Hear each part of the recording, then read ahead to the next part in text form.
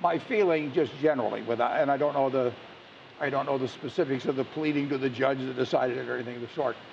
I do think that we live in a very, very, very dangerous world, and there I'm thinking about the mass attacks type of thing that we could have in cyber or nuclear, chemical, biological. Certainly, if you were in the early days of September 2001 and you were receiving credible information that something major was happening and you had reason to believe that it might be connected with certain people, I think that in that case, security trumps privacy. On the other hand, I think that if you've got people who are just fishing around on smaller type things and low probabilities of finding things or anything like that, I think privacy trumps security. But in the end, if there's something major, something that the Attorney General or the head of the FBI would be willing to sign and go to a judge on and say, we need this information and we need it now, I would be willing to trust that official to behave in a proper manner. I wouldn't want that broadly distributed. I wouldn't want every magistrate to feel he had to respond immediately to some local cop or whatever it may be on one item of privacy or another. But I do think that the world is very, very dangerous, and I think that anything that enables us to minimize the danger of something that's really threatening. I mean, take the anthrax of 2001. If it were apparent that you could determine the area from which that anthrax came, I would want to know a lot about everybody that had access to it. And I'd want to know it immediately, because I wouldn't know when they were going to start putting it in something a whole lot more dangerous than sending it to the National Enquirer or Tom Brokaw or Tom Daschle. On Apple's point, to Tim Cook's side of things, he says that this is basically the government ordering them to write code. I'm not a technologist either. Yeah. I don't understand that necessarily. I don't either. And I admire Tim Cook enormously. I respect him as much as any CEO in the country. I would say this: if we had probable cause, and where the Attorney General, the FBI, the President thought that there was a dirty bomb in New York or something of the sort, and Apple could help us, or Berkshire Hathaway, we've been asked to help on certain things. If they were asked to help, I would think they would want to do it immediately. Incidentally, I think Tim Cook probably would. I mean, the problem is he doesn't want to open it up to where everybody can crack into your phone or my phone and learn a whole bunch of things that really are irrelevant to national security, but may help somebody in some other way. I mean, so you have to have some.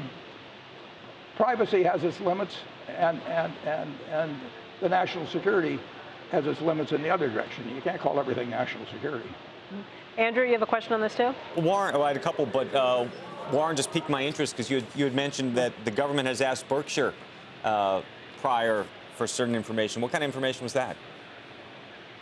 Well, I would say this. I think almost every large company over a period of years has been asked to help in some way in terms of law enforcement. And when they're asked, they are also, that's preceded by an agreement not to talk about it.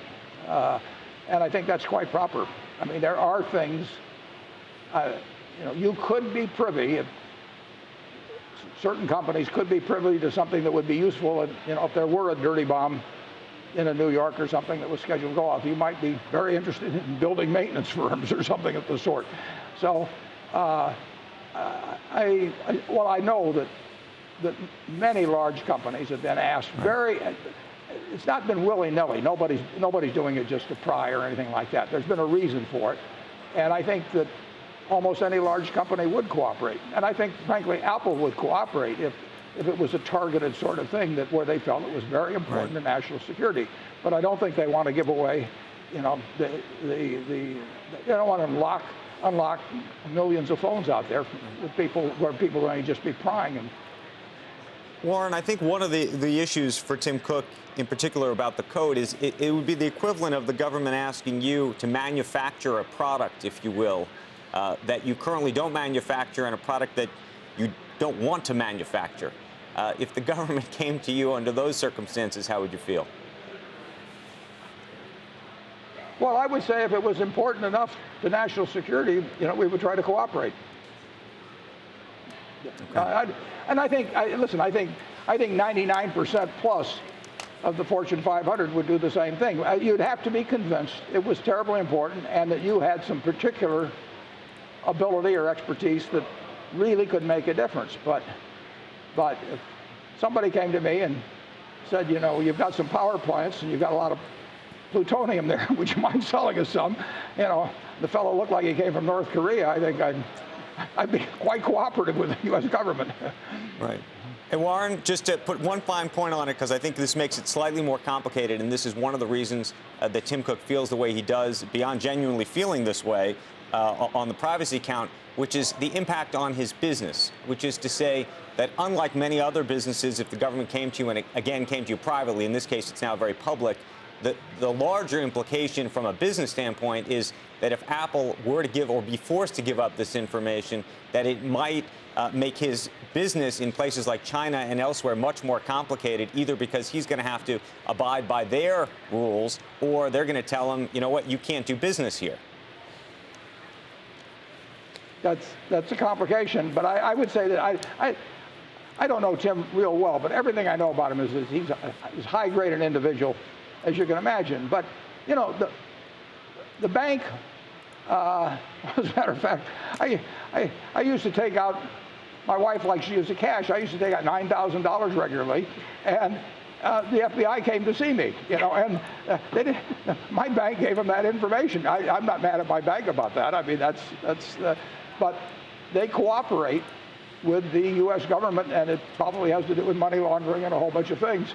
And I expect my bank to cooperate with the U.S. government. I expect my telephone company to cooperate with the United States government. I think they should be reasonable in determining to what extent where there's really a need to get that sort of thing. But we live in a dangerous world, and if at our railroad we found mysterious shipments of something going on or something, I would hope that we would